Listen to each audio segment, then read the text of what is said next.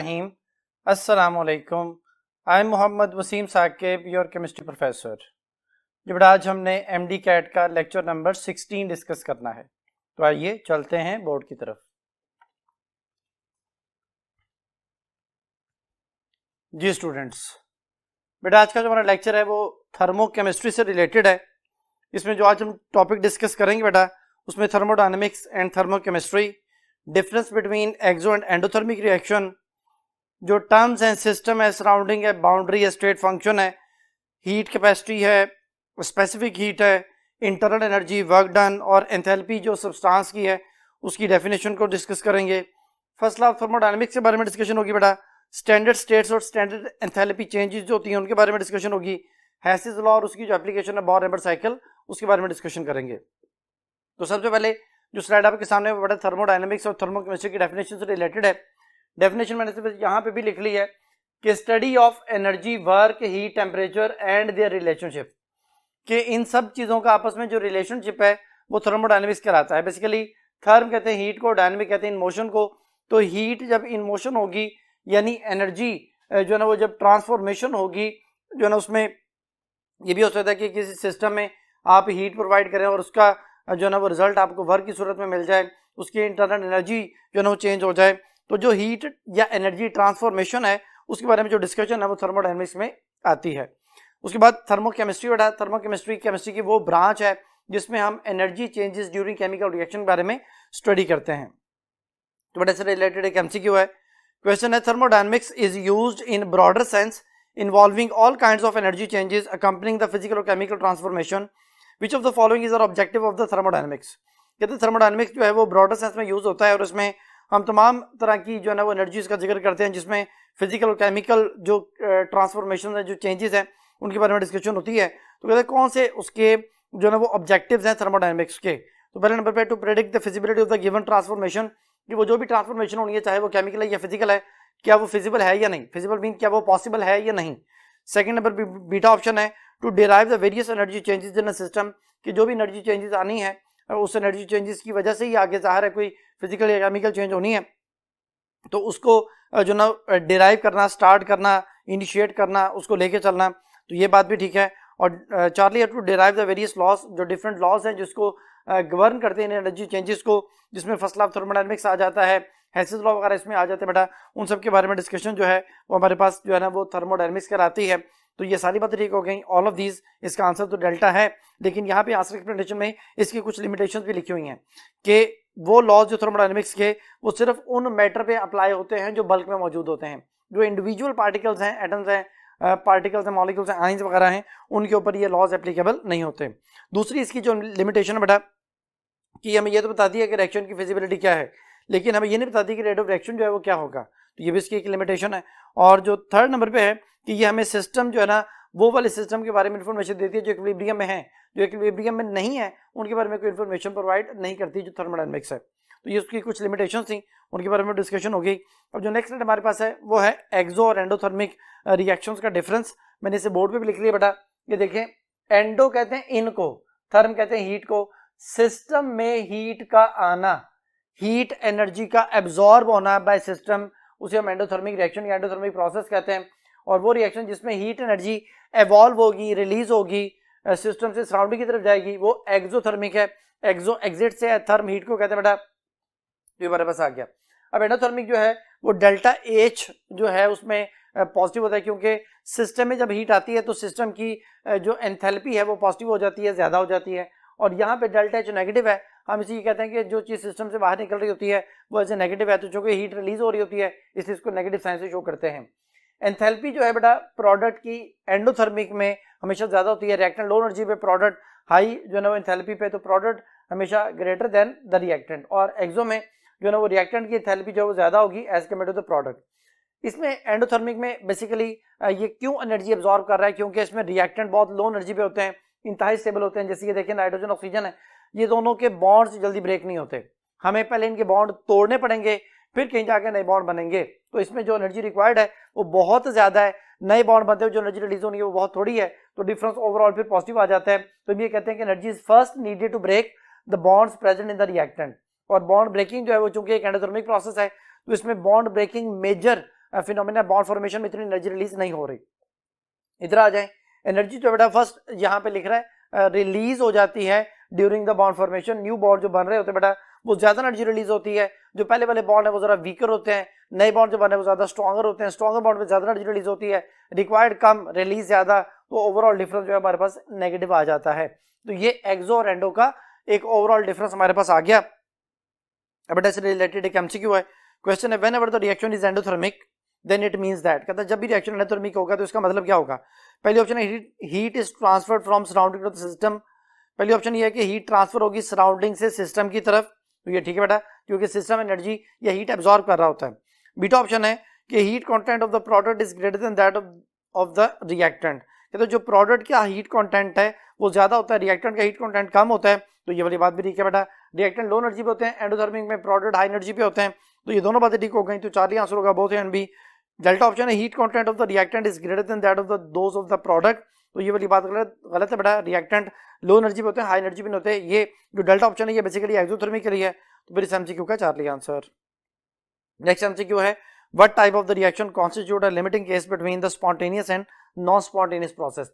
बेटा spontaneous process जो है वो प्रोसेस होता है जो खुद ब खुद हो, जो नेचुरल हो, ऑन इट्स ऑन, जिसको जो है ना वो स्टार्ट करने के लिए हमें थोड़ी सी फर्ज करें अमाउंट में एनर्जी चाहिए हो, बाद में खुद ब खुद चलता रहे, जैसे बर्निंग ऑफ कोल है, बर्निंग ऑफ कैंडल है, इन्हें स्टार्ट में थोड़ी सी एनर्जी चाहिए होती है, फिर ये खुद ब खुद चलते रहते हैं।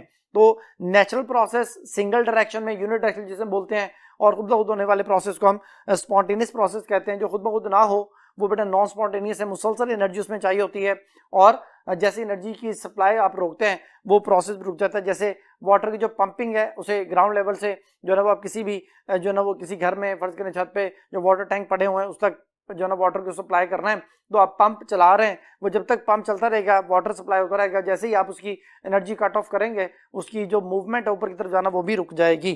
तो नॉन स्पॉन्टेनियस यानी जो अननेचुरल है, स्पॉन्टेनियस मीन जो नेचुरल है। तो कहते हैं कि जी कौन सा लिमिटिंग केस है between the spontaneous and non spontaneous. पहली ऑप्शन है इरिवर्सिबल रिएक्शन, बीटा ऑप्शन है reversible reaction, Charlie nuclear reaction, delta thermal reaction. बड़ा जो स्पॉन्टेनियस प्रोसेस है ये नेचुरल है, और नेचुरल हमेशा यूनि डायरेक्शनल होता है, तो वो इरिवर्सिबल होता है। तो यानी ये जो रिवर्सिबल रिएक्शन है ये लिमिटिंग केस है, ये जो ना वो दोनों में जो ना वो लिमिटाइज कर देता है चीज़ों को, कि जो इरिवर्सिबल होंगे वो स्पॉन्टेनियस और जो रिवर्सिबल होंगे वो हमारे पास नॉन स्पॉन्टेनियस। तो इस एमसीक्यू का फिर बीटा आंसर। नेक्स्ट क्वेश्चन है बेटा reactant have high energy than the product in, कहते हैं किस केस में रिएक्टेंट की एनर्जी प्रोडक्ट से ज्यादा होगी। तो मैंने अभी आपको बताया कि हमारे पास जो एक्सोथर्मिक रिएक्शन है उसमें रिएक्टेंट की एंथैल्पी जो है वो ग्रेटर होती है than that of the product. तो पहली ऑप्शन एंडोथर्मिक, बीटा ऑप्शन है फोटोकेमिकल रिएक्शन, चौथे ऑप्शन है एक्सोथर्मिक, डेल्टा ऑप्शन है नॉन स्पॉन्टेनियस रिएक्शन। तो याद रखिएगा जो स्पॉन्टेनियस रिएक्शन है ये मोस्टली एक्सो होते हैं, non spontaneous reaction mostly endothermic होते हैं। तो फिर एक्सोथर्मिक जो है वो चार्ली ऑप्शन में मेंशन है, जो बाकी है उन सब में तो एनर्जी रिक्वायर्ड होती है, एक्सो में एनर्जी रिलीज होती है, तो फिर इस एमसीक्यू का चार्ली आंसर। नेक्स्ट क्वेश्चन है बेटा delta H will be given a negative sign in, कहता है डेल्टा एच जो है वो नेगेटिव साइन किसमें दिया जाएगा। डेल्टा एच नेगेटिव जो है वो एक्सोथर्मिक में होता है, जो डेल्टा एच पॉजिटिव है वो एंडोथर्मिक में होता है। पहली ऑप्शन एक्सोथर्मिक, बीटा ऑप्शन है decomposition reaction, Charlie dissociation reaction, और डेल्टा एंडोथर्मिक। बेटा डीकंपोजिशन डिसोसिएशन और एंडोथर्मिक एक ही बात है, क्योंकि डीकंपोजिशन में भी डिसोसिएशन में भी एनर्जी रिक्वायर्ड होती है, वो एंडोथर्मिक प्रोसेस होते हैं। एक्सो में एनर्जी रिलीज होती है इसलिए डेल्टा एच नेगेटिव होता है, तो इस एमसीक्यू का अल्फा आंसर। नेक्स्ट एमसीक्यू है बेटा if an endothermic reaction is allowed to take place rapidly in the air the temperature of the surrounding air, वो कहता है कि एक एंडोथर्मिक रिएक्शन जो है वो हवा में तेजी से रूनुमा हो रहा है, तो उसके इर्द गिर्द की जो हमारे पास सराउंडिंग होगी वो उसका टेम्परेचर क्या होगा। बेटा जो एंडोथर्मिक रिएक्शन है वो एनर्जी एब्जॉर्ब करता है, तो इर्द गिर्द का जो टेम्परेचर है वो फॉल कर जाएगा, डिक्रीज होगा। पहली ऑप्शन है remain unchange, beta option increase, Charlie decrease, और delta first increases then decreases, तो इस एमसीक्यू का चार्ली आंसर होगा डिक्रीज होता है बेटा, तो इस एमसीक्यू का फिर चार्ली आंसर। जो बेटा नेक्स्ट जो टॉपिक हमारे पास है जो स्लाइड है उसमें सिस्टम, सराउंडिंग और फिर उससे रिलेटेड जो बातें हैं, तो इन सबको मैंने बोर्ड में मेंशन कर दिया है। सिस्टम जो है बेटा वो हमारे पास वो हर चीज है जिसको आप अंडर कंसिडरेशन कर रहे हैं, जो अंडर ऑब्जर्वेशन है वो आपका सिस्टम है। सिस्टम की तीन टाइप्स होती हैं, ओपन सिस्टम होता है, क्लोज सिस्टम होता है, आइसोलेटेड सिस्टम होता है। बेटा जो पहले सबसे पहले ओपन सिस्टम है, इसमें मैस और हीट जो है वो दोनों अक्रॉस द बाउंड्री मूव कर सकते हैं। यानी फर्ज करें किसी बीकर में जो है ना वो आप किसी सब्सटेंस को हीट कर रहे हैं और वो ओपन बीकर है, तो वो फर्ज करेंगे कि वाटर है, वाटर को आप हीट कर रहे हैं तो हीट सिस्टम में आ भी रही है, सिस्टम से बाहर भी जा रही है। मैस सिस्टम से बाहर मूव कर रहा है वेपर्स की शक्ल में, तो हम ये कहेंगे कि मैस और हीट दोनों जो है ना फ्लो कर रहे हैं। इसी तरह जो नेक्स्ट मैंने यहाँ पे लिखा है वो क्लोज सिस्टम है। क्लोज सिस्टम में देखिए बेटा, only heat can flow across the boundary, यानी एक बंद कंटेनर जिसके अंदर फर्ज करें कोई गैस आप उसे हीट कर रहे हैं तो सिर्फ हीट सिस्टम में आ रही है, कोई मैस जो है उस सिस्टम से जो ना वो बाहर ना मूव कर रहा है ना मूव अंदर की तरफ कर रहा है, तो ये हमारे पास आ जाएगा क्लोज सिस्टम। और जो नेक्स्ट हमारे पास है वो है isolated system, no mass no heat flow across the boundary. जैसे बेटा थर्मस फ्लास्क होती है, इसमें हीट और मैस दोनों ही जो फ्लो नहीं कर सकते, अगर आप उसे बंद कर देते हैं तो ना मैस बढ़ जा सकता है ना हीट बढ़ जा सकती है, तो ये जो है ना वो आइसोलेटेड सिस्टम कहलाता है। अब इसकी जो एग्जांपल यहाँ पे जो स्लाइड में मेंशन है वो है lead nitrate under consideration is a system, कि अगर आप लेड नाइट्रेट को जो ना वो देख रहे हैं, उसको फर्ज करें जी हीट कर रहे हैं, उसको ब्रेक डाउन करना चाहते हैं, तो लेड नाइट्रेट आपका सिस्टम है। इसी तरह जो सेकंड एग्जांपल है the liquid whose boiling point is to be measured in a system, कि वो लिक्विड जिसका बॉइलिंग पॉइंट मेजर करना चाहते हैं वो भी सिस्टम कहलाता है। अब आते हैं सराउंडिंग की तरफ। सराउंडिंग जो बेटा पोर्शन ऑफ यूनिवर्स जो कि सिस्टम के अलावा है वो बेटा उसकी सराउंडिंग है, यानी बीकर के अंदर जो आपने फर्ज करेंगे कोई लिक्विड रखा है, तो वो जो लिक्विड है वो हमारे पास जो है वो सिस्टम है, उसके अलावा जो बीकर है उसके इर्द गिर्द हर वो चीज जो ना वो मौजूद जो उसके इर्द गिर्द है वो सारी चीजें सराउंडिंग कहलाती हैं। तो फिर यहाँ पे उसने एग्जांपल में लिखा है कि chemical reaction happening in a test tube is a system while the walls of the test tube and the atmosphere are its surrounding, कि जी कोई केमिकल रिएक्शन टेस्ट ट्यूब में हो रहा है तो जो दीवारें हैं टेस्ट ट्यूब की वो भी सराउंडिंग है और उसके इर्द गिर्द बाकी सारी चीजें भी सराउंडिंग में आती हैं। नेक्स्ट बेटा है वो बाउंड्री है। बाउंड्री जो है वो एक रियल या इमेजिनरी जो ना वो सरफेस है जो सिस्टम और सराउंडिंग दोनों को सेपरेट करती है। अब यहाँ पे अगर हम इसकी एग्जांपल को कंसीडर करते हैं बेटा, तो हमारे पास देखें जो ना फर्ज करेंगे किसी कंटेनर के अंदर जो है ना वो हमारे पास चाय पड़ी है, तो वो जो चाय है वो आपका सिस्टम है, वो जो कंटेनर है वो जो कप है या किसी कंटेनर के अंदर पड़ी है तो वो उसकी सराउंडिंग में आ जाता है। और सराउंडिंग जो ना सिस्टम और सराउंडिंग दोनों को जो चीज सेपरेट कर रही है वो चाहे रियल भी हो सकती है इमेजिनरी भी हो सकती है। अब मैं ये कहूंगा कि जो इनर हमारे पास बाउंड्री है जो सिस्टम के साथ टच कर रही है वो जो है ना वो बाउंड्री बन जाएगी, आउटर वॉल जो है वो सराउंडिंग में आ जाएगी। तो ये जो चीजें आएंगी इनको हम यूनिवर्स का नाम देते हैं। यहाँ पे उसने लिखा हुआ है कि suppose we have a cup full of tea, the tea is a system, the cup and other things are surrounding and the tea plus cup and all other thing is universe. कहते वो जो चाय है वो जो cup है और जो बाकी तमाम चीजें हैं वो सारी चीजें यूनिवर्स कहलाती हैं। तो फिर फर्ज करें वो नेक्स्ट एग्जांपल कंसीडर कर रहे हैं कि हम डिस्कस कर रहे हैं thermal decomposition of lead nitrate. तो जो लेड नाइट्रेट होगा बेटा वो आपका सिस्टम होगा, सराउंडिंग क्या होगी beaker plus source of heat and everything else, और जो यूनिवर्स है उसमें लेड नाइट्रेट भी आ जाएगा, उसमें सोर्स ऑफ जो है ना वो हीट भी आ जाएगा, बीकर भी आ जाएगा और एवरीथिंग एल्स भी आ जाएगी। तो ये हमारे पास तमाम चीजों की एक्सप्लेनेशन होगी कि बाउंड्री क्या है, सिस्टम क्या है और सराउंडिंग क्या चीज है बेटा। नेक्स्ट टॉपिक है वह है स्टेट फंक्शन। बेटा स्टेट फंक्शन को भी मैंने यहाँ पे मेंशन किया है। स्टेट फंक्शन जो है ये एक मैक्रोस्कोपिक प्रॉपर्टी है सिस्टम की जिसकी एक डेफिनेट वैल्यू है उसकी इनिशियल या फाइनल स्टेट के लिए और ये पाथ पे डिपेंड नहीं करता। इसमें बेटा हमारे पास जो है वो टेम्परेचर आ जाता है, इसमें प्रेशर आ जाता है, वॉल्यूम आ जाता है, एंथैल्पी आ जाता है, एंट्रोपी आ जाता है, इंटरनल एनर्जी आ जाता है, ये सारे स्टेट फंक्शन है। इनकी एब्सोल्यूट वैल्यू का हमें नहीं पता, इनमें हम हमेशा चेंज मेजर करते हैं, delta T, delta P, delta we, delta H, delta S, delta E. तो ये सारी चीजें जो है वो स्टेट फंक्शन कहलाती हैं और सिस्टम की स्टेट को डिफाइन कर रही होती हैं, ये पाथ पे डिपेंड नहीं करती। यानी फर्ज करें कि मैं ये कहता हूं कि मैंने किसी जो है ना वो कंटेनर में मौजूद गैस का टेम्परेचर बढ़ाना है तो मैं उसे हीट करके उसका टेम्परेचर बढ़ा सकता हूं या उसका प्रेशर बढ़ा के उसका टेम्परेचर बढ़ा सकता हूं। तो दो हमारे पास जो है पाथ आ जाएंगे जिस तरह से इसके टेम्परेचर को इंक्रीज किया जा सकता है। तो it does not depend upon the path. तो एग्जांपल जो है वो यहाँ पे उसने जो आपकी इसमें स्लाइड में शो हो रहे हैं उसमें बेटा pressure, temperature, volume, internal energy, enthalpy ये सारे स्टेट फंक्शंस हैं और इनके सिंबल्स के साथ उसने ये मेंशन किया है कि ये डेल्टा में जो है वो हमेशा लिखे जाते हैं, इनकी एब्सोल्यूट वैल्यू का हमें नहीं पता होता। मैस, वर्क, हीट, एनर्जी, ये चार चीजें जो है वो स्टेट फंक्शन नहीं है। अब बेटा इससे रिलेटेड एक एमसीक्यू है, क्वेश्चन है मार्क द इनकरेक्ट स्टेटमेंट। हमने इनकरेक्ट स्टेटमेंट बतानी है। पहली ऑप्शन है सिस्टम, आगे लिखा हुआ anything which is under observation, हर वो चीज अंडर ऑब्जर्वेशन जो होगी वो सिस्टम होगी, पहली बात ठीक है। बीटा ऑप्शन है बीकर, ये सिस्टम है, बड़ा बीकर सिस्टम नहीं है बल्कि ये सराउंडिंग में आ जाता है और बाउंड्री भी इसी की इंटरनल वॉल को कहा जाता है। और जो सराउंडिंग है Charlie option environment of the system ठीक है। और जो हमारे पास डेल्टा ऑप्शन है बाउंड्री वो है it is the interface real और imaginary which separate system and surrounding कि कहते जी कि ये जो बाउंड्री है वो एक रियल या इमेजिनरी इंटरफेस है, यानी हद है जो कि सिस्टम और सराउंडिंग को अलग करता है। तो यहाँ पे बीटा जो है वो इनकरेक्ट है, वो सिस्टम नहीं है बल्कि वो उसमें बाउंड्री में आता है, तो इस एमसीक्यू का फिर बीटा आंसर। नेक्स्ट जो बेटा स्लाइड आपके सामने शो हो रही है वो है modes of transfer of energy. Energy transfer कैसे होगी? बड़ा एनर्जी ट्रांसफर करने के लिए हमारे पास हीट है और वर्क है। हीट जो है वो तब ट्रांसफर होगी जब डिफरेंस ऑफ टेम्परेचर जो है वो सिस्टम और सराउंडिंग में मौजूद होगा, तब हीट ने ट्रांसफर करना है। अगर फर्स्ट करें सिस्टम के पास कम जो है ना वो टेम्परेचर है, उसका टेम्परेचर कम है और सराउंडिंग का टेम्परेचर ज्यादा है, तो हीट सराउंडिंग से सिस्टम की तरफ मूव करेगी। अगर सिस्टम का टेम्परेचर ज्यादा है, सराउंडिंग का कम है, तो हीट जो है वो सिस्टम से सराउंडिंग की तरफ मूव करेगी। तो फिर ये मूवमेंट जो है वो इसकी जो है according to the difference in the temperature of system and surrounding है। ये रैंडम फॉर्म ऑफ एनर्जी होती है बेटा, और ये पाथ डिपेंडेंट है, यानी पाथ पे डिपेंड करेगी। मतलब अगर फर्ज करेंगे जी आप किसी आग के अलाव के पास जो है वो दूर से हाथ जो है ना वो सेंक रहे हैं, तो ये एयर जो है ना वो एक मीडियम है। लेकिन अगर फर्ज करें कि एक आयरन रॉड जो है वो आप उस आग के अलाव में रख देते हैं, तो बड़ी तेजी से हीट ट्रांसफर होगी। पाथ चेंज तो उसकी ट्रांसफरेंस भी चेंज। तो ये पाथ डिपेंडेंट है। इसके जो यूनिट है बेटा वो जाउल होते हैं, किलो जाउल होते हैं, कैलोरीज होते हैं, और जो ना वो हम इसको पॉजिटिव तब लिखते हैं जब ये सिस्टम में ऐड हो रही होती है, और अगर ये सिस्टम से बाहर जा रही हो तो ये नेगेटिव है। तो बेटा याद रखिएगा, हर वो चीज जो सिस्टम में आ रही है वो पॉजिटिव, जो सिस्टम से बाहर जा रही है वो नेगेटिव। नेक्स्ट जो हमारे पास है वो है वर्क। वर्क जो है ये बेसिकली हम तब मेजर कर सकते हैं जब कोई भी गैसियस सिस्टम हमारे पास होगा, और उस गैसियस सिस्टम में हमारे पास difference of pressure between system and surrounding मौजूद होगा। यानी सिस्टम और सराउंडिंग में प्रेशर का डिफरेंस लाजमी होना चाहिए, फिर उसका वर्क जो है वो हो सकता है, जिसकी वजह से हम उसको प्रेशर वॉल्यूम वर्क करते हैं, क्योंकि उसके वॉल्यूम में चेंज आएगा, प्रेशर चेंज होगा, और पीवी से हम उसका वर्क फाइंड आउट करेंगे। वर्क भी बेटा पॉजिटिव नेगेटिव दोनों हो सकते हैं।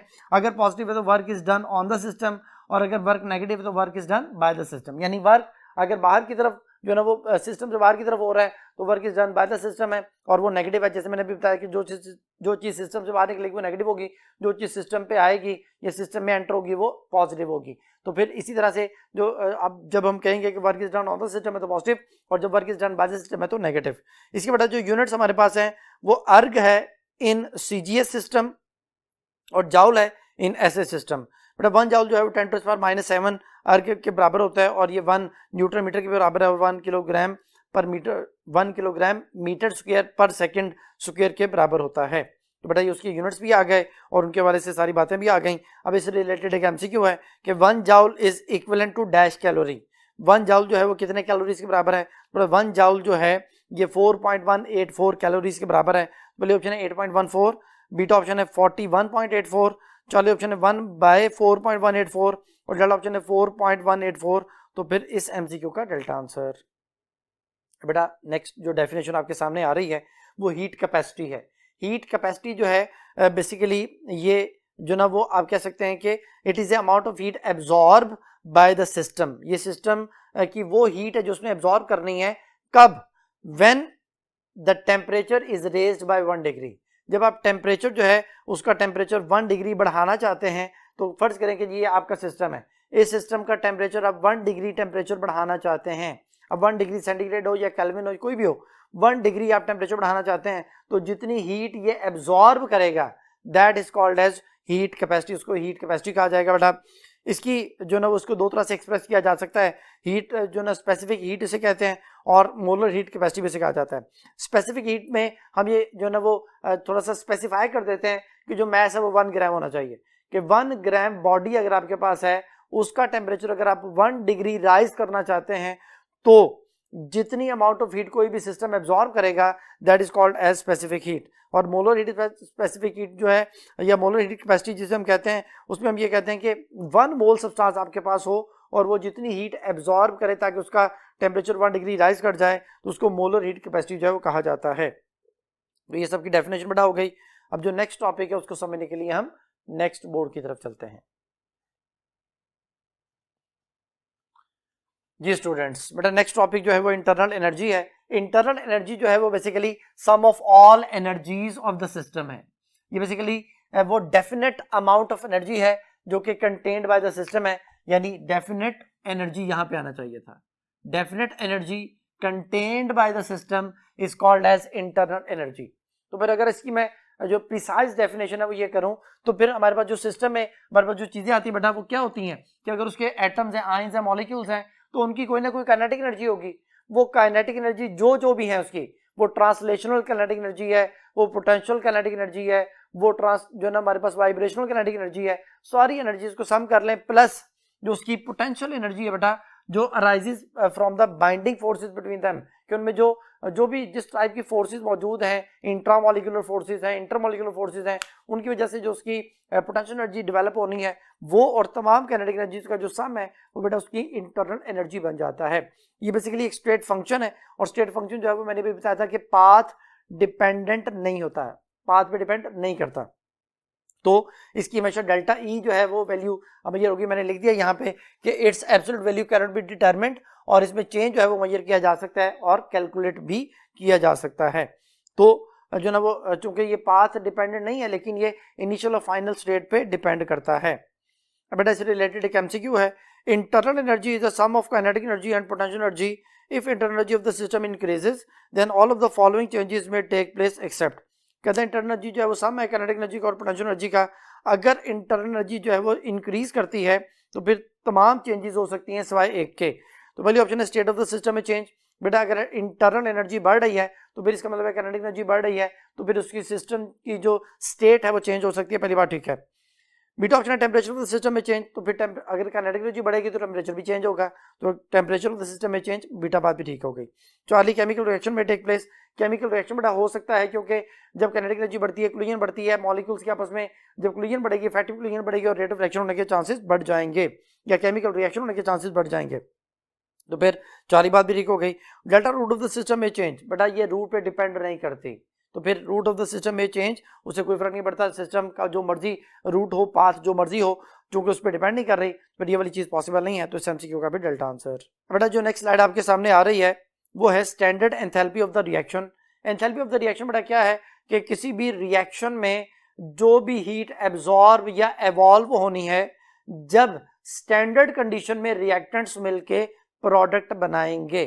अब वो स्टैंडर्ड कंडीशन जो है उनकी क्या है, जैसे कार्बन है तो उसकी स्टैंडर्ड स्टेट सॉलिड है, जैसे ऑक्सीजन है तो उसकी स्टैंडर्ड स्टेट गैस है, तो कार्बन सॉलिड में होना चाहिए, ऑक्सीजन गैस होनी चाहिए, मिलकर कार्बन डाइऑक्साइड बनाएं तो जितनी अमाउंट में हीट रिलीज होगी, क्योंकि कार्बन डाइऑक्साइड का बनना एक्सोथर्मिक है, तो जितनी अमाउंट में हीट रिलीज होगी उसकी एंथैल्पी ऑफ रिएक्शन होगी at STP, standard temperature pressure पे 25 डिग्री सेंटीग्रेड और 1 एटमॉस्फेरिक प्रेशर उसकी कंडीशन है बेटा। तो ये होगी definition standard enthalpy of the reaction की, जिसको डेल्टा एच आर कहते हैं। अब इसके आगे बेटा उसने दो टाइप्स लिखी हुई है, पहली है enthalpy change for the exothermic reaction और फिर enthalpy change for the endothermic reaction. Exothermic reaction में बेटा जो रिएक्टेंट है उसका हीट कंटेंट ज्यादा होता है, अनस्टेबल होते हैं, बॉन्ड जल्दी ब्रेक होते हैं, बॉन्ड ब्रेक होकर वो फॉरन प्रोडक्ट में कन्वर्ट करना चाहते हैं। अब वो प्रोडक्ट में जब आपने आपको कन्वर्ट करना चाहते हैं तो they need a little amount of energy जो उन्हें इनकी सराउंडिंग से मिल जाती है या कभी हम प्रोवाइड कर देते हैं, जिसके बाद उनके बॉन्ड ब्रेक होते हैं और वो स्टेबल प्रोडक्ट में जब चेंज होते हैं तो वो जो ना स्टेबल बॉन्ड बनाते हैं और बहुत ज्यादा अमाउंट में एनर्जी रिलीज करते हैं। तो अगर हम उसको यहाँ पे एक ग्राफ की मदद से शो करते हैं बेटा तो ये एक्सोथर्मिक है, रिएक्टेंट हाई एनर्जी पे है, प्रोडक्ट लो एनर्जी पे है, जो एचपी है यानी जो एंथैल्पी ऑफ द प्रोडक्ट है वो कम है, एंथैल्पी ऑफ द रिएक्टेंट ज्यादा है, यानी ओवरऑल हमारे पास माइनस डेल्टा एच आर की वैल्यू आएगी, यानी माइनस में वैल्यू आएगी। फर्ज करें कि जी ये रिएक्टेंट था, रिएक्टेंट जो ना इसको अगर मैं इस तरह से शो कर देता हूं कि जी ये हमारे पास रिएक्टेंट है, पहले उन्होंने एक खास जो है ना वो एनर्जी को अटेन किया, एनर्जी ऑफ एक्टिवेशन, और फिर ये प्रोडक्ट में चेंज हुए, तो पहले एक अमाउंट एनर्जी चाहिए और फिर बहुत ज्यादा एनर्जी जो उन्होंने रिलीज की, तो ये ओवरऑल जो हमारे पास डेल्टा एच आएगा बेटा वो नेगेटिव आएगा, तो नेगेटिव डेल्टा एच आर आ गया हमारे पास। इसी तरह जो नेक्स्ट हमारे पास है वो है जो उसकी एंथैल्पी ऑफ रिएक्शन है फॉर एंडोथर्मिक रिएक्शन, उसमें जो रिएक्टेंट है वो लो एनर्जी पे होते हैं, प्रोडक्ट हाई एनर्जी पे होते हैं, रिएक्टेंट के बॉन्ड बहुत ज्यादा स्टेबल है, बहुत ज़्यादा एनर्जी रिक्वायर्ड होती है उन्हें ब्रेक करने के लिए, तो फिर हम इसको इस तरह से मेंशन करते हैं कि रिएक्टेंट लो एनर्जी पे, प्रोडक्ट हाई एनर्जी पे, और अगर हम इसको इस तरह से ग्राफ बनाते हैं तो ये रिएक्टेंट बहुत ज़्यादा एनर्जी गेन करके पहले एनर्जी ऑफ एक्टिवेशन को गेन करेंगे, फिर एक जो ना वो हाई एनर्जी पे प्रोडक्ट बना देंगे। अब फॉरवर्ड जाने की जो एनर्जी वो बहुत ज़्यादा है और जो रिलीज हो रही है वो बहुत कम है, तो ओवरऑल जो डिफरेंस आपके पास आएगा डेल्टा एच आर जो कि होगा वो पॉजिटिव होगा हमारे पास। तो ये इस केस में हम ये कहेंगे कि एंथैल्पी ऑफ द प्रोडक्ट जो है वो ज़्यादा है और एंथैल्पी ऑफ द रिएक्टेंट जो है वो कम है, तो ये हमारे पास एंडोथर्मिक रिएक्शन के लिए ग्राफ जो है ना वो आ गया। बेटा जो नेक्स्ट टॉपिक है वो है first law of thermodynamics. First law of thermodynamics जो है वो law of conservation of energy का दूसरा नाम है। ये डेफिनेशन उसकी क्या बनती है कि energy can not be created nor be destroyed but can be change from one form to another form. इसकी बेटा मैथमेटिकल फॉर्म जो है वो दो तरह की है। एक हमारे पास है delta E is equal to Q plus P delta V, और एक है delta is equal to Q minus P delta V. Q बेटा अमाउंट ऑफ हीट है जो आप किसी सिस्टम को प्रोवाइड करते हैं, तो उसे दो काम होते हैं, एक तो इंटरनल एनर्जी इंक्रीज होती है और फिर वर्क अगर हम सिस्टम के ऊपर कर रहे हैं तो फिर ये पॉजिटिव है, और अगर work is done by the system है तो ये नेगेटिव है। अब अगर फर्ज करें कि आप ये कहें कि कांस्टेंट वॉल्यूम हो हमारे पास, कांस्टेंट वॉल्यूम का मतलब है कि वॉल्यूम में चेंज नहीं आना, वॉल्यूम फिक्स पिस्टन फिक्स। तो जब वॉल्यूम फिक्स हो गया बेटा डेल्टा वी जीरो हो जाएगा, चेंज इन वॉल्यूम जीरो हो जाएगा, तो delta E is equal to Q V आ जाएगा। एट कांस्टेंट वॉल्यूम जो है हमारे पास उसकी इंटरनल एनर्जी की दूसरी डेफिनेशन आ जाएगी कि it is the amount of heat at constant volume. तो ये हमारे पास जो है ना वो जो इससे फर्स्ट लॉ ऑफ थर्मोडायनेमिक्स से हम इंटरनल एनर्जी की डेफिनेशन भी फाइंड आउट कर लेते हैं। तो यही चीज जो है वो उसने स्लाइड में मेंशन की हुई है। जो एंथैल्पी है वो amount of heat at constant pressure, जो एंथैल्पी है उसको हम किस तरह से शो करते हैं, एंथैल्पी को शो करने के लिए फिर हम कहते हैं कि delta H is equal to delta E plus P delta V. तो इसमें हमारे पास जो है ना वो एक तो इंटरनल एनर्जी आ गई और वर्क डन आ गया बेटा। तो अगर मैं ये कहूं कि कांस्टेंट प्रेशर है तो कांस्टेंट प्रेशर पर जो हमारे पास डेल्टा एच है ये क्यू पी के बराबर आ जाता है। तो ये उसकी मैथमेटिकल फॉर्म एंथैल्पी के लिए, और जो उसकी डेफिनेशन है ये amount of heat at constant pressure है। याद रखिएगा क्यू पी हमेशा क्यू वी से ग्रेटर होती है, उसकी वैल्यू है, क्योंकि जो कांस्टेंट प्रेशर होता है उसमें पिस्टन मूवेबल होता है। पिस्टन मूवेबल मीन कि ज्यादा एरिया ज्यादा हीट अकोमोडेट कर सकता है, कांस्टेंट वॉल्यूम पे जो पिस्टन फिक्स होता है वो कम हीट अकोमोडेट कर सकता है। तो यहाँ पे ये देखिए लिखा हुआ है कि एंथैल्पी जो है वो total heat content of the system है, और इसको हम एंथैल्पी ऑफ द सिस्टम भी कहते हैं। स्टेट फंक्शन होती है, यानी पाथ डिपेंडेंट नहीं है लेकिन इनिशियल फाइनल स्टेट पे डिपेंड करती है, और एंथैल्पी जो है वो कैलकुलेट की जा सकती है बाय फ्रॉम, आप कह सकते हैं कि from their initial and final value, लेकिन उसकी एब्सोल्यूट वैल्यू हम फाइंड आउट नहीं कर सकते। अब जो नेक्स्ट जो है बेटा इसके वाले से कुछ बातें स्लाइड में मेंशन है कि standard enthalpy change of the reaction is a change that occur when the certain number of moles of reactant convert into product under standard condition. जो मैंने शुरू में आपको डेफिनेशन बताई थी कि रिएक्टेंट अपनी स्टैंडर्ड कंडीशन में होने चाहिए और स्टैंडर्ड टेंपरेचर प्रेशर पे 25 डिग्री सेंटीग्रेड 1 एटमॉस्फेरिक प्रेशर पे जब ये प्रोडक्ट में चेंज होते हैं उसके स्पेसिफिक जो मोल्स हैं जो बैलेंस केमिकल इक्वेशन में रिक्वायर्ड होते हैं, तो जो भी हीट एवॉल्व या एब्जॉर्ब होगी वो उसकी स्टैंडर्ड एंथैल्पी चेंज जो है वो कहलाएगी। और जो यहाँ पे कुछ एग्जांपल्स है उसने मेंशन किए हैं, जैसे कार्बन डाइऑक्साइड है उसकी एंथैल्पी ऑफ फॉर्मेशन जो है वो -393.7 किलो जॉल पर मोल है, और मैग्नीशियम ऑक्साइड की एंथैल्पी ऑफ फॉर्मेशन जो है वो -692 किलो जॉल पर मोल है। यहाँ पे उसने जो कंसिडर ये किया कि standard enthalpy of the substance is chosen zero, यानी जो भी सब्सटेंस है उसकी जो स्टैंडर्ड एंथैल्पी है वो जीरो होती है जब वो अपनी स्टैंडर्ड स्टेट में होता है। जैसे वर्ड्स के H2 है तो उसकी स्टैंडर्ड एंथैल्पी चेंज जो है वो जीरो हो जाएगी। तो QP is greater then QV मैं आपको बता चुका हूँ, और delta H is greater then delta E, ये जो है ना कॉन्सेप्ट तब आता है जब हम ये कहते हैं कि जो है ना वो क्योंकि डेल्टा H दो चीज़ों का सम है और डेल्टा E सिर्फ जो है वो amount of heat at constant volume है, तो इसलिए डेल्टा H जो है वो ग्रेटर देन होता है डेल्टा E के। अब बेटा कुछ डेफिनेशंस हैं जो कि आपके सामने आ रही हैं। इन सब डेफिनेशंस ये बेसिकली एंथैल्पी ऑफ रिएक्शन की टाइप्स हैं। तो सबसे पहले एंथैल्पी ऑफ रिएक्शन जो मैंने भी आपको बता दी थी कि ये जब भी जो भी certain number of moles of reactant है वो मिलकर प्रोडक्ट बना रहे होते हैं, standard condition temperature and pressure जो भी होता है उस पे जितनी अमाउंट ऑफ हीट एवॉल्व या एब्जॉर्ब होगी वो हमारे पास standard enthalpy of the reaction होगी बेटा, डेल्टा एच आर से शो किया जाता है। तो नेक्स्ट जो हमारे पास है वो एंथैल्पी ऑफ फॉर्मेशन है। इसमें हमारे पास जो कंडीशन है वो ये है कि 1 मोल प्रोडक्ट बनाना है from the elements in their standard state. Element अपनी स्टैंडर्ड स्टेट में होने चाहिए। जैसे यहाँ पे कार्बन है तो मैंने अभी आपको बताया था कि कार्बन सॉलिड स्टेट में अपनी स्टैंडर्ड स्टेट में होता है और ऑक्सीजन गैसियस स्टेट में होता है। तो कार्बन सॉलिड, ऑक्सीजन गैस, तो उससे आगे 1 मोल कार्बन डाइऑक्साइड जो बनेगी तो जितनी अमाउंट ऑफ हीट एवॉल्व या एब्जॉर्ब होगी वो उसकी एंथैल्पी ऑफ फॉर्मेशन होगी। डेल्टा एच से शो करते हैं जो कि माइनस यहाँ पे 393.7 किलो जॉल पर मोल हमारे पास बन रही है। एंथैल्पी ऑफ एटमाइजेशन, एटमाइजेशन बेटा ये है कि कोई भी एलिमेंट जो अपनी स्टैंडर्ड फॉर्म में है उसे हमने उसके गैसियस एटम बनाने हैं।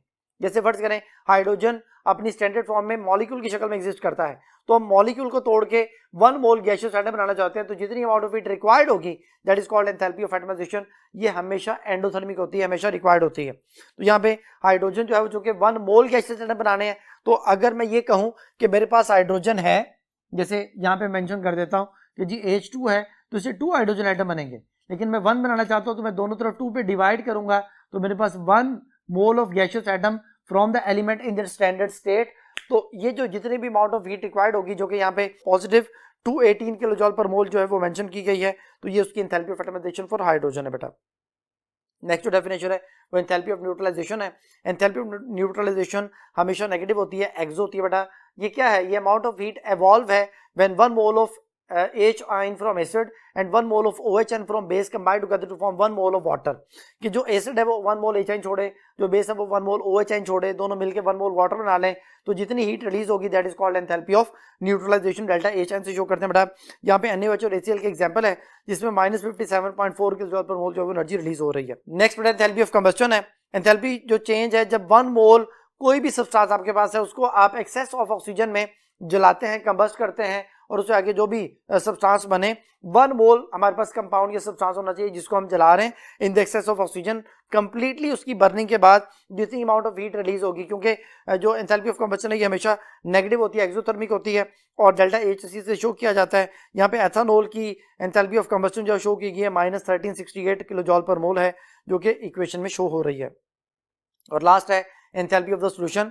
बेटा आप 1 मोल ऑफ सब्सटेंस को इतने ज्यादा सॉल्वेंट में हल करते हैं कि मजीद जो है ना उसकी अगर डाइल्यूशन आप करना चाहते हैं तो कोई डिटेक्टेबल हीट चेंज आपको जो है ना वो ना मिले, उसमें कोई रिजल्ट आपको ना मिले। कि फर्ज करें कि आपने 1 मोल जो है ना वो जो है ना आपके पास अमोनियम क्लोराइड था, उसे वाटर में डिसॉल्व किया, तो जो है ना वो आप उसको इतना डाइल्यूट कर देंगे कि फर्दर डाइल्यूशन पे उसमें से कोई डिटेक्टेबल हीट चेंज आपको रिजल्ट के तौर पे ना मिली, तो ये उसकी एंथैल्पी ऑफ सॉल्यूशन कहलाती है। ये पॉजिटिव भी हो सकती है, नेगेटिव भी हो सकती है। यहाँ पे अमोनियम क्लोराइड की जो वाटर में डिसॉल्विंग के बाद जो अमाउंट ऑफ हीट रिक्वायर्ड बेटा वो 16.2 किलो जॉल पर मोल है, और इसको डेल्टा HSOL से शो किया जाता है।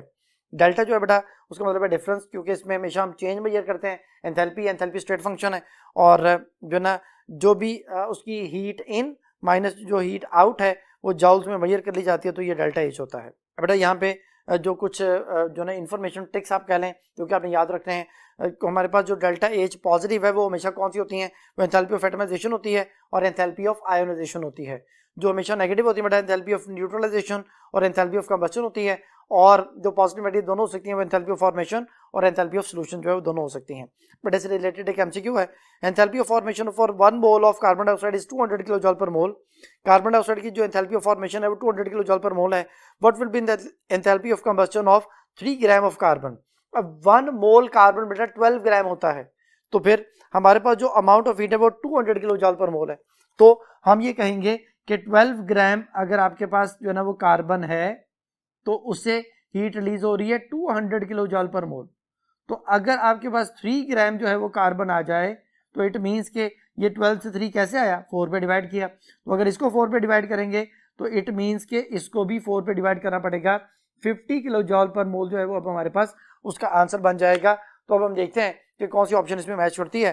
पहले ऑप्शन है 100 किलो जॉल पर मोल, बीटा ऑप्शन है 50 किलो जॉल पर मोल, चार्ली 200 किलो जॉल पर मोल, डेल्टा ऑप्शन है 400 किलो जॉल पर मोल। तो इस एमसीक्यू का फिर बीटा आंसर। नेक्स्ट एमसीक्यू बेटा, which of the following is are application of the first law of thermodynamics which is also known as law of conservation of energy. कहते हैं कौन सी एप्लीकेशन है फर्स्ट लॉ ऑफ थर्मोडायनामिक्स की जिसको law of conservation of energy भी कहा जाता है। पहली ऑप्शन है to study the process at constant volume. Constant volume पे अगर आप प्रोसेस को स्टडी करते हैं तो ये इंटरनल एनर्जी की डेफिनेशन बनती है, यानी आप उसे स्टडी कर सकते हैं।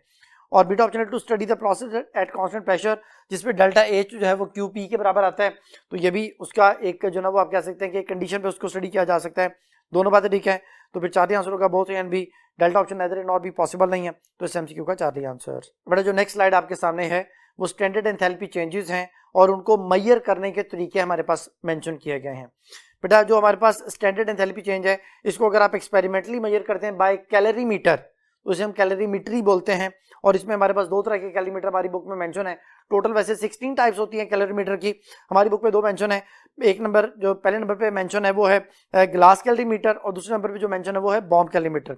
ग्लास कैलोरीमीटर में हम एंथैल्पी ऑफ न्यूट्रलाइजेशन जो है वो मेजर करते हैं, और इसका जो फार्मूला है Q is equal to MS delta T है।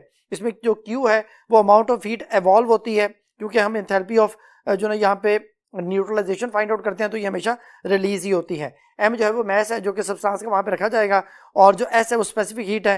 डेल्टा H जो है इस फार्मूले में डेल्टा HN जिसे हम कह रहे हैं वो एंथैल्पी ऑफ न्यूट्रलाइजेशन है। बॉम्ब कैलोरीमीटर जो है उसके लिए ये बेसिकली एंथैल्पी ऑफ कंबस्टन के लिए यूज की जाती है। एंथैल्पी ऑफ फॉर्मेशन भी आप इसे कह सकते हैं, क्योंकि कार्बन डाइऑक्साइड की जो उसमें फॉर्मेशन है वही एंथैल्पी ऑफ कंबस्टन भी होती है। डेल्टा HC जो कि Q के इक्वल उसने शो किया हुआ C डेल्टा T है।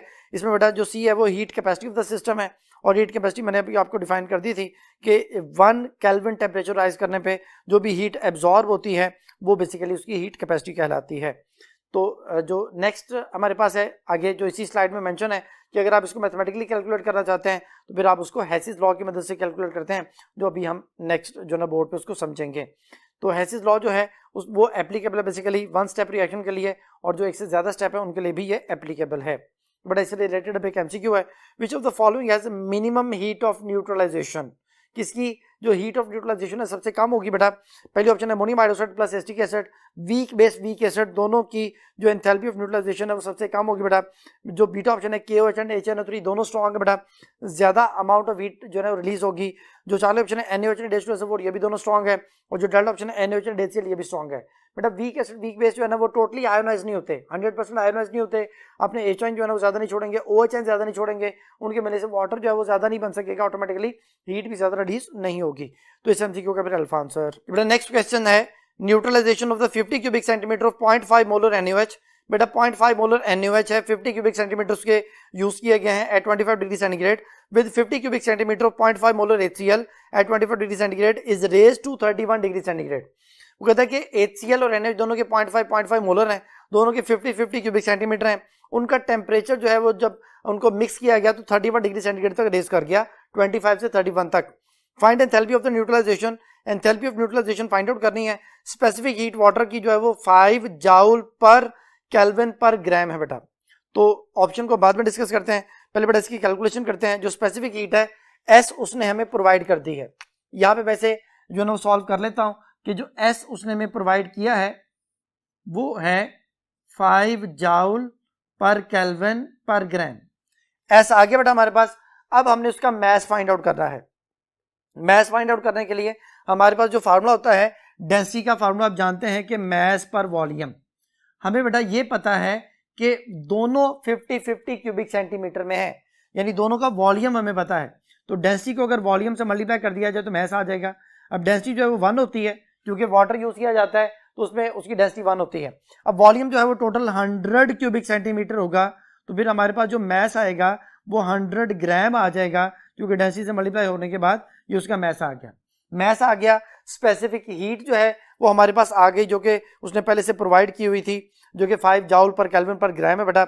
अब उसके बाद जो है ना वो हमने डेल्टा टी देखना है। डेल्टा टी उसने बताया कि 25 डिग्री सेंटीग्रेड से 31 डिग्री सेंटीग्रेड है, तो डेल्टा टी जो है वो 31 माइनस 25 यानी 6 डिग्री सेंटीग्रेड या 6 केल्विन। जो डिफरेंस होता है वो डिग्री सेंटीग्रेड में हो या केल्विन में हो, वो हमेशा सेम होता है बेटा। तो डेल्टा टी भी आ गया, M भी आ गया और S भी आ गया। तो फार्मूला है Q is equal to MS delta T. ये MS डेल्टा टी में वैल्यू पुट की, जो मैस है वो 100 है, S जो है वो बेटा 5 है, और जो डेल्टा टी है बेटा वो 6 है। तो 100 को आपने 30 से मल्टीप्लाई किया तो ये हमारे पास जो है वो बन जाएगा 3000। 3000 जूल जो है वो हमारे पास इसकी वैल्यू आ जाएगी, जो कि हीट की होगी। लेकिन हमने आंसर जो उसने हमें ऑप्शन प्रोवाइड किए हैं वो किलो जॉल पर मोल में प्रोवाइड की हुई हैं। तो फिर हम क्या करेंगे, सबसे पहले तो उसको किलो जॉल में कन्वर्ट करेंगे। किलो जॉल में कन्वर्ट करने के लिए इसे 1000 पे डिवाइड किया जाएगा। 1000 पे डिवाइड करेंगे तो 3 किलो जॉल हमारे पास आ जाएगा, लेकिन अभी भी पर मोल नहीं आया। अब जो है वो असल काम शुरू होता है, जो उसने 0.5 मोलर दोनों के प्रोवाइड किए हुए हैं और उनके 50 क्यूबिक सेंटीमीटर है। 0.5 मोलर मैं यहाँ पे सॉल्व कर रहा हूँ बेटा। 0.5 मोलर का मतलब क्या है? मोलर बेटा याद रखिएगा हमेशा 1 लीटर के अंदर डिसॉल्व किया जाता है, यानी 0.5 मोलर का मतलब है कि 0.5 मोल्स जो हैं वो डिसॉल्व किए गए हैं 1000 जो है ना वो ml के अंदर या क्यूबिक सेंटीमीटर के अंदर, क्योंकि 50 क्यूबिक सेंटीमीटर की बात की उसने, 50 क्यूबिक सेंटीमीटर जो है ना वो HCl 50 cubic centimetre NaOH use किया गया, तो ये हमारे पास आ गया। अब मैं देखना चाहता हूँ कि इसके 50 क्यूबिक सेंटीमीटर में मोल्स कितने होंगे। ये 0.5 तो 1000 क्यूबिक सेंटीमीटर में है, तो अगर मैं यहाँ 50 बनाना चाहता हूँ तो क्या करूँ, मैं अगर दोनों ऊपर नीचे जो है वो फर्ज करें जी 10 से डिवाइड कर देता हूँ, तो 0.5 डिवाइडेड बाई 10 और 1000 डिवाइडेड बाई 10, तो बेटा ये जो हमारे पास आंसर बनेगा वो 0.5 से 0.05 हो जाएगा और ये हमारे पास 100 आ जाएगा 1000 जब 10 पे डिवाइड होगा। अब ये 100 आ चुका है, मैंने 50 में से देखना है, 50 बनाने के लिए ऊपर भी 2 से डिवाइड नीचे भी 2 से डिवाइड, ये 0.025 जो है वो हमारे पास उसके मोल्स आ जाएंगे बेटा, और जो है ना ये 50 क्यूबिक सेंटीमीटर हमारे पास आ जाएगा। यानी इसका मतलब ये हुआ कि 50 क्यूबिक सेंटीमीटर में जो उसके मोल्स हैं वो 0.025 मोल्स हैं। तो ये जो 3 किलो जाउल है वो इतने मोल्स के लिए है बेसिकली जो अमाउंट ऑफ हीट रिलीज हो रही है। तो फिर पर मोल के लिए कैसे कैलकुलेट करें, तो फॉर 1 मोल के लिए हम क्या करेंगे बेटा, वो जो 3 किलो जाउल है उसको डिवाइड करेंगे 0.025 के साथ, जो कि हमारे पास इतने मोल्स आ रहे थे। तो ये डिवाइड होने के लिए वो जो नीचे जो ना वो पॉइंट अगर उसको हम खत्म करते हैं तो ये खत्म होने के बाद ये हमारे पास आ गया 1000 ऊपर आ गया, यानी 3 into 1000 आ गया और नीचे 25 आ गया। 25 को हमने इससे कैंसिल किया तो बेटा ये हमारे पास आ जाएगा 40, और 40 जो है वो हमारे पास आज उसे 3 से मल्टीप्लाई होने के बाद 120 आ जाएगा, -120 किलो जॉल पर मोल जो है वो इसकी वैल्यू बन जाएगी। तो ये है उसकी एंथैल्पी ऑफ न्यूट्रलाइजेशन। अब हम देखते हैं कि ये किससे मैच कर रही है। पहले ऑप्शन है -125 किलो जॉल पर मोल, बीटा -130 किलो जॉल पर मोल, चार्ली -120 किलो जॉल पर मोल और डेल्टा -135 किलो जॉल पर मोल। तो इस MCQ का फिर चार्ली आंसर। बेटा अब नेक्स्ट टॉपिक को समझने के लिए हम नेक्स्ट बोर्ड की तरफ चलते हैं। जी स्टूडेंट्स, बेटा नेक्स्ट टॉपिक समझने से पहले एक और MCQ है। Hydrazine is a rocket fuel. Hydrazine बेटा एक रॉकेट फ्यूल होता है। It burns in oxygen to give nitrogen. इसको ऑक्सीजन की मौजूदगी में जलाएंगे तो नाइट्रोजन मिलेगी एंड वाटर भी मिलेगा। रिएक्शन उसने दे दिया हमें, hydrazine plus oxygen goes to N2 + 2 H2O। 1 gram hydrazine is burned in bomb calorimeter. कहते हैं 1 ग्राम हाइड्राजीन को हमने बॉम्ब कैलोमीटर में जलाया। An increase of temperature is recorded 4 degree centigrade. Delta T बेटा उसने हमें दे दिया है कि वो हमारे पास जो है मैं यहाँ पे से सॉल्व कर रहा हूँ कि डेल्टा टी जो है उसने दे दिया है कि जी वो 4 है, 4 डिग्री सेंटीग्रेड है। अब ये 4 डिग्री सेंटीग्रेड हो या 4 केल्विन हो एक ही बात है। जैसे मैंने भी आपको बताया कि केल्विन में और डिग्री सेंटीग्रेड में जो चेंज है वो हमेशा सेम रहता है। फिर 1 ग्राम जो है ना उसके साथ उसने हमें प्रोवाइड किया हुआ कि उसकी अमाउंट जो है वो मैस 1 ग्राम है। The heat capacity of the कैलोमीटर is 5 kilo joule पर केल्विन पर ग्राम। तो बेटा जो हमारे पास उसकी हीट कैपेसिटी है जिसे हम C कहते हैं वो 5 किलो जूल पर केल्विन पर ग्राम है बेटा। तो ये पहले किलो जॉल में, अब हम इसे किलो जॉल में कन्वर्ट नहीं करना पड़ेगा, यानी 1000 में डिवाइड नहीं करना पड़ेगा। कहते हैं enthalpy of the combustion of 1 mole of जो हाइड्राजीन है वो क्या होगी। तो फिर इसको फाइंड आउट करने के लिए जो हमारे पास जो तरीका है वो ये है कि मोलर मैस सबसे पहले हमें पता होना चाहिए। मोलर मैस हाइड्राजीन का क्या होगा बेटा, हाइड्राजीन में N2H4 है। अब N2H4 का मतलब ये है कि अगर मैं इसका मोलर मैस फाइंड आउट करता हूँ तो 2 नाइट्रोजन 28 + 4 32 ग्राम पर मोल हमारे पास इसका मोलर मैस आ जाएगा। तो मोलर मैस जो है वो आ गया और इसका गिवन मैस हमें दिया गया है जो कि 1 है। तो फिर जो है वो 1 ग्राम ही बेसिकली उसकी जो अमाउंट होती है जिससे हम जो है ना वो इसको हम ये कहते हैं कि उसका अगर टेम्परेचर 1 डिग्री राइज करना है तो जो भी हीट रिक्वायर्ड होगी वो उसकी हीट कैपेसिटी कहलाएगी। उसने हमें प्रोवाइड कर दी है कि 1 ग्राम के लिए 5 किलो जॉल पर केल्विन पर ग्राम जो है वो हमें हीट जो है ना उसकी कैपेसिटी जो कि उसने प्रोवाइड कर दी हुई है। डेल्टा टी आ गया, C आ गया, इन दोनों को मल्टीप्लाई करते हैं बेटा तो Q = C डेल्टा टी। और जो C है वो हमारे पास है 5 और जो डेल्टा टी है वो 4 है। तो ये 20 किलो जूल हमारे पास आ जाएगा जो कि उसकी अमाउंट ऑफ हीट आएगी। लेकिन हमने इसको चूंकि फॉर 1 मोल निकालना है तो 1 मोल के लिए जो हमारे पास उसकी वैल्यू बनी, अब ये -20 तो आ गया, अब -20 को हमने 32 से जब मल्टीप्लाई करेंगे क्योंकि 1 ग्राम के लिए इतनी हीट रिक्वायर्ड हो रही है। या 1 ग्राम उसने हमें प्रोवाइड किया था कि हाइड्राजीन का 1 ग्राम है और उसमें बेटा इतनी हीट जो है वो रिलीज हो रही है, ये माइनस साइन होगा क्योंकि एंथैल्पी ऑफ कंबशन हमेशा माइनस होती है। तो फिर 1 मोल, अब 1 मोल जो है वो तो 32 ग्राम है। तो ये हमारे पास आई फॉर 1 ग्राम। तो फॉर 32 ग्राम हम क्या करेंगे, सिंपली जो है ना वो -20 को 32 से मल्टीप्लाई कर देंगे। तो 32 को अगर हम 20 से मल्टीप्लाई करते हैं बेटा तो ये -640 जो है ना वो किलो जॉल आ जाएगा, पर मोल के लिए वैल्यू हमारे पास आ जाएगी। तो हम देखते हैं कि अब कौन सी ऑप्शन जो है वो इसमें मैच करती है। पहली ऑप्शन जो है वो -640 किलो जॉल पर मोल है, बीटा ऑप्शन +640 किलो जॉल पर मोल है, चौली +620 किलो जॉल पर मोल है, और डेल्टा -620 किलो जॉल पर मोल है। तो फिर ये जो मैच कर रही है वो अल्फा ऑप्शन है, तो इस एमसीक्यू का अल्फा आंसर। ये बेटा नेक्स्ट टॉपिक है हेसिस लॉ। हेसिस लॉ की स्लाइड बेटा आपके सामने है। सबसे पहले इसकी डेफिनेशन है कि if a chemical change take place by several different routes the overall energy change is the same.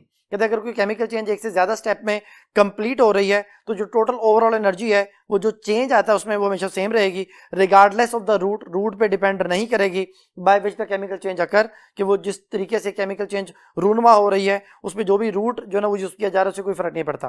तो इसमें जो है ना वो प्रोवाइड क्या करना है कि इनिशियल और फाइनल जो उसकी कंडीशन है वो सेम होनी चाहिए। ये डेफिनेशन है हेसिस लॉ की। यानी अगर मैं ये कहूँ कि मेरे पास जो है ना फर्ज करें ए सब्सटेंस है जो कि डायरेक्टली डी में कन्वर्ट हो सकता है, तो कोई एंथैल्पी चेंज है फर्ज करें डेल्टा एच, तो पहले मैं फिर ए को कन्वर्ट करना चाहता हूँ बी में, बी को कन्वर्ट किया सी में, सी से कन्वर्ट हुआ दोबारा से डी में। तो ये इनडायरेक्ट पाथ है, ये डायरेक्ट पाथ है।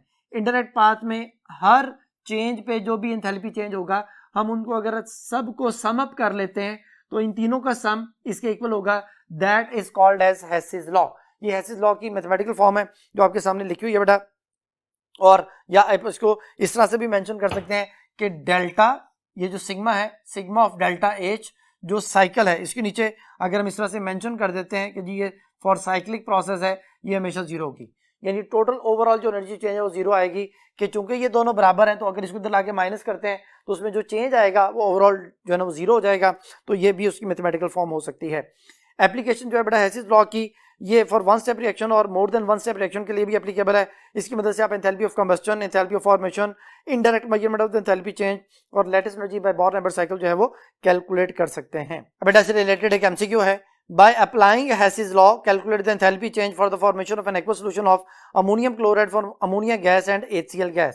कहते हैं aqueous solution of ammonium chloride की एंथैल्पी जो है वो हमने फाइंड आउट करनी है, और अमोनिया गैस और HCl गैस जो है वो हमें उसके जो भी इसकी एंथैल्पीज है वो प्रोवाइड की गई हैं। अमोनिया की जो फॉर्मेशन ऑफ जो एक्वस सोल्यूशन है उसकी वैल्यू उसने हमें दी है जो कि -35 है। यहाँ पे मेंशन कर देता हूँ कि अमोनिया गैस से जब अमोनिया का एक्वस सोल्यूशन बना तो जो एंथैल्पी चेंज है वो -35 पॉइंट समथिंग है, वो -35.16 है। ये वैल्यू इसकी आ गई बेटा किलो जॉल पर मोल। फिर HCl गैसियस स्टेट में है, अगर उसका एक्वस सोल्यूशन बनाते हैं तो इसकी एंथैल्पी भी हमें उसने प्रोवाइड की है कि वो है -72.41, ये आगे जी -72.41 किलो जॉल पर मोल। और उसके बाद जब ये दोनों एक्वस सोल्यूशन बन जाएंगे तो हमने चूंकि अमोनियम क्लोराइड बनाना है, इसका एक्वस सोल्यूशन बनाना है, तो इन दोनों एक्वस सोल्यूशन को आपस में मिलाया गया। एक्वस सोल्यूशन को मिलाने पे जाहिर है उन दोनों का आपस में रिएक्शन हुआ, अमोनियम क्लोराइड बना, अमोनियम क्लोराइड का एक्वस सोल्यूशन बन गया। यहाँ पे जो डेल्टा एच है बेटा वो हमारे पास आ गया -51.48, तो ये -51.48 हमारे पास ये भी किलो जॉल पर मोल आ गया। तो चूंकि यहाँ तक जो है ना वो सारी चीजें एक दूसरे की मदद से बन रही हैं तो टोटल जो है वो इन सबका सम अप कर लेंगे जो कि -159 पॉइंट समथिंग हमारे पास आ जाएगा। तो ये -159.05 बनता है बेटा। तो ये पहली ऑप्शन में ही मेंशन है और यही फिर इसका आंसर होगा। जो बीटा ऑप्शन है वो -158.08 है, चौली -160.06 है, डेल्टा -157.06 है। तो इस एमसीक्यू का फिर अल्फा आंसर। नेक्स्ट एमसीक्यू बेटा, if a chemical change take place by several different routes the overall energy change is the same regardless of the route by which the chemical change occur provided the initial and final conditions are the same, this is in accordance to। ये बेटा मैंने भी आपको definition बताई थी, ये Hess's law की definition है। पहली ऑप्शन है law of mass action, beta option है Hess's law, Charlie Joule's law, delta first law of thermodynamics. तो फिर इस एमसीक्यू का बीटा आंसर।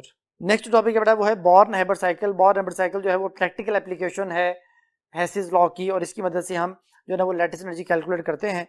लैटिस एनर्जी जो कैलकुलेट की जाती है वो सोडियम क्लोराइड के लिए फाइंड आउट की जाती है जो कि -786 जो है वो हमारे पास बनती है। बेटा ये जो -787 या -788 जो है ना उसके करीब वैल्यू आती है, तो ये वैल्यू जो है वो कैसे फाइंड आउट की जाती है। तो सबसे पहले तो डेफिनेशन क्लियर होनी चाहिए। लैटिस एनर्जी की दो डेफिनेशन है। पहली यह है कि अगर आप 1 मोल सॉलिड को गैसियस आयन में कन्वर्ट करना चाहते हैं तो जितनी अमाउंट ऑफ हीट रिक्वायर्ड होगी that is called lattice energy. वो लैटिस एनर्जी बेटा सोडियम अगर आपके पास सॉलिड सोडियम क्लोराइड सॉलिड है और आप उसके गैशियस आयन बना रहे हैं तो ये अमाउंट ऑफ हीट चूंकि रिक्वायर्ड होगी तो ये है पॉजिटिव 787 किलो जॉल पर मोल। लेकिन अगर आप गैशियस आयंस को मिला के 1 मोल सॉलिड बनाना चाहते हैं बेटा, तो जितनी अमाउंट ऑफ हीट रिलीज होगी वो भी लेटिस एनर्जी होगी। अब ये -787 किलो जॉल पर मोल हमारे पास आ जाएगी। तो दोनों वैल्यूज सेम है, लेकिन फर्क है सिर्फ उनकी डायरेक्शन का कि एक में सॉलिड से गैशियस आयन बना रहे हैं और एक में गैशियस आयन से 1 मोल सॉलिड बना रहे हैं। तो वैल्यू सेम है, सिर्फ उसके एक्सो एंडो का फर्क होगा। तो इसमें जो डायरेक्ट जो हमारे पास रूट है वो भी लिख देते हैं, जो इनडायरेक्ट रूट है उसको भी हम जो है ना डिस्कस करते हैं। थोड़ा देखें, हमारे पास है सोडियम सॉलिड, क्लोरीन गैस। अब आप इसे बनाना चाहते हैं सोडियम क्लोराइड सॉलिड, ये है डायरेक्ट, इसमें हाफ क्लोरीन होगी। ये एंथैल्पी ऑफ फॉर्मेशन डायरेक्टली आपने से प्रिपेयर किया। एंथैल्पी ऑफ फॉर्मेशन हमें प्रोवाइडेड है -411 किलो जॉल पर मोल, हमारे पास वैल्यू आ गई। अब ये वैल्यू इसकी आ गई, ये एंथैल्पी ऑफ फॉर्मेशन है। अब है इनडायरेक्ट। इनडायरेक्ट ये है कि पहले आप सोडियम का गैशियस आयन बनाएं, आप क्लोरीन का गैशियस आयन बनाएं और फिर इनको आपस में जोड़ें।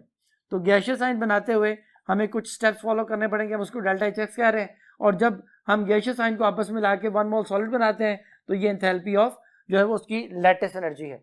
अब इसका मतलब ये हुआ कि direct step is equal to the sum of indirect step. तो जो डायरेक्ट स्टेप है वो एंथैल्पी ऑफ फॉर्मेशन है और जो इनडायरेक्ट स्टेप है वो डेल्टा एच एक्स और डेल्टा एच एल है। हम लेटेस्ट एनर्जी कैलकुलेट करना चाहते हैं तो फिर लेटेस्ट एनर्जी कैसे कैलकुलेट होगी कि lattice energy is equal to delta H F minus delta H X. तो अब डेल्टा एच एफ तो हमें प्रोवाइडेड है -411। डेल्टा एच एक्स क्या चीज है? डेल्टा एच एक्स जो है बेटा ये 4 चीजों का सम है। सबसे पहले enthalpy of atomization of sodium, sodium solid से गैसियस स्टेट में कन्वर्ट करना है, plus enthalpy of ionization of sodium, ionization करनी है, वैलेंस शेल से इलेक्ट्रॉन को माइनस करना है, फिर enthalpy of atomization of chlorine, chlorine की एटमाइजेशन, और फिर enthalpy of electron affinity of chlorine. ये 4 स्टेप है बेटा। इनकी वैल्यूज जो है वो हमें यहाँ पे देखें स्लाइड में मेंशन है। वो स्लाइड में जो मेंशन है, सोडियम की एंथैल्पी ऑफ एटमाइजेशन 108 है, सोडियम की आयोनाइजेशन 496 है, क्लोरीन की एटमाइजेशन जो है वो 121 है और क्लोरीन की जो एंथैल्पी है इलेक्ट्रॉन एफिनिटी की -349 है। इन सबको अगर मैं यहाँ पे वैल्यू पुट कर देता हूँ तो ये 108 है बेटा, ये 496 है और ये हमारे पास 121 है, ये 349 है, ये प्लस माइनस करके आंसर आता है 376 किलो जॉल पर मोल। अब ये हमारे पास आ गया delta H x. Delta H x की वैल्यू यहाँ पुट कर देते हैं तो ये -411 था और ये 376 था, इन दोनों के साथ माइनस है, होगा प्लस, साइन माइनस का आएगा। -787 किलो जॉल पर मोल हमारे पास जो है वो उसकी लेटेस्ट एनर्जी आ गई, जो मैंने शुरू में आपको बता दी थी। तो फिर इसका मतलब ये हुआ कि ये कैलकुलेशन जो है वो हमने बोर-एबर्ट साइकिल की मदद से की, जिसमें डायरेक्टली तो जो है वो किसी कैलोरीमीटर से हम लेटेस्ट एनर्जी फाइंड आउट नहीं कर सकते थे, लेकिन इनडायरेक्टली हमने इसको जो है फाइंड आउट कर लिया। तो ये था बेटा बोर-एबर्ट साइकिल और ये था आज का हमारा टॉपिक।